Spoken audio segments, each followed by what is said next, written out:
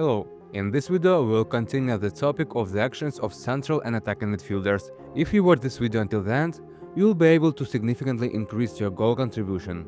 Using examples from Frenkie de Jong, Isco, Goretzka, Julian Brandt and many other elite level players, we'll break down what finishing zones are, how midfielders should operate in them and how this helps teams score more goals. These are kind of details that are built through invisible training. This is exactly what makes the difference at the highest level. As a reminder, there are already several videos on the channel for midfielders. We have previously discussed positioning between the lines, rotations with teammates and decision making on the ball. Today we continue the topic by focusing on actions in the immediate proximity of the opponent's goal.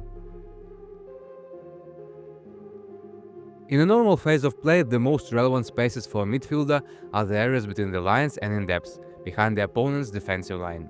But once your team's attack progresses into the final third and the ball reaches the flank, a zone from which a cross can be delivered, every attacking player must keep in mind the concept of finishing zones and the need to always occupy them.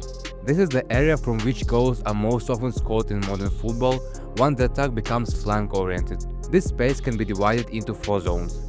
Near post zone, which in most situations due to the starting structure will be the striker zone. Central zone, which is usually the most suitable for a center midfielder. Far post zone, which is most often attacked by the winger. Second ball or rebound zone, which can be occupied by 2 central players. Modern football with its highly organized defensive structure will often require attacking teams to use crosses to break down a low block. In such situations, your effectiveness will depend on how consistently and discipline-driven you are in occupying your zone every time the ball goes wide. Let's move on to the examples. Example from Borussia against Bayern. When the ball is delivered to the flank, the winger, attacking midfielder and striker move closer to the penalty area. As soon as the player on the ball is ready to cross, all 3 begin preparing their runs. But the cross doesn't come. Now it's new situation and they must be ready for a cycle of possession, so they begin to move back out.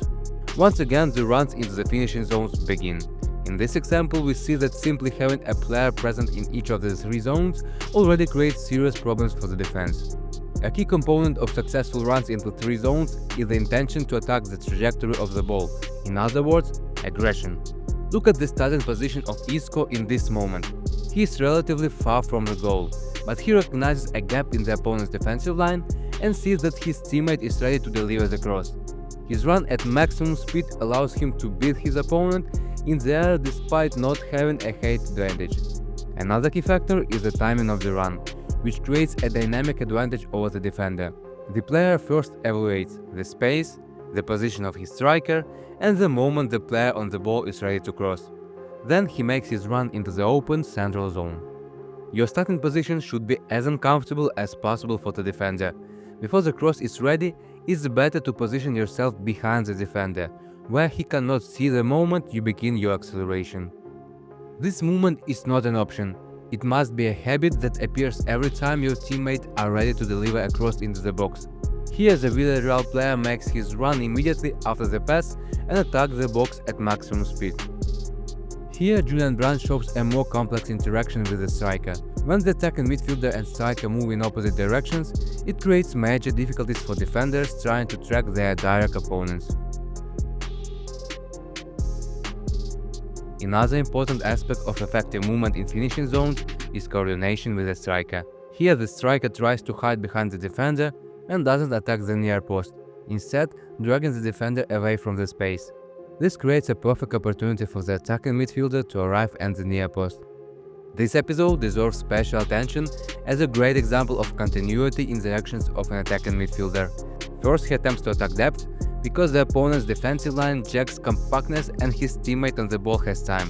He doesn't receive the pass, so he immediately prepares for the next situation, a potential cross from the flank. He sees that the striker attacks the far post, and he himself attacks the near post zone. Sometimes the initial positions in the structure mean that the shortest pass to goal is the near post run, while the striker occupies the central zone. Here Frenkie de Jong demonstrates continuity, intention and excellent timing, taking into account the positions of his teammates. This is exactly the type of detailed analysis we built inside ForPro sessions with players, the invisible training behind performance.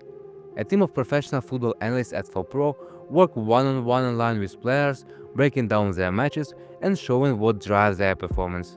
Each session is personal, built around positions and goals. Visit ForPro and book your free session today. Another scenario occurs when the opponent's defenders drop very deep, reducing the probability of a cross across the goal. However, in these situations, the second ball zone are often left empty, which creates a perfect opportunity to receive a cutback pass. The rebound zone is often one of the most vulnerable spaces. Defenders tend to collapse toward their goal, while the defensive midfielders and inside midfielders forget their responsibilities and focus only on the ball, just like in this example. As we said earlier, one attacking midfielder should always occupy one of the three zones close to the goal. The task of the second attacking midfielder, together with the defensive midfielder, is to control the second ball zone and anticipate where the ball might drop in each situation. Here we see a more classical structure. Three players attack the three finishing zones and attract the attention of several defenders. As a result, the area around the penalty spot becomes completely free, an ideal space to find your chance to score. Intention, timing, awareness of teammates, opponents on the ball, and understanding which zone is the most relevant to attack. All these elements are part of what we call invisible training, the tactical preparation that turns good players into decisive ones. By using these reference points, you can significantly increase your effectiveness and start contributing to your team not only with passes and dribbling, but also with goals. If you enjoyed this analysis, comment what you'd like to see next. If this breakdown was interesting to you, watch other tactical analysis from ForPro.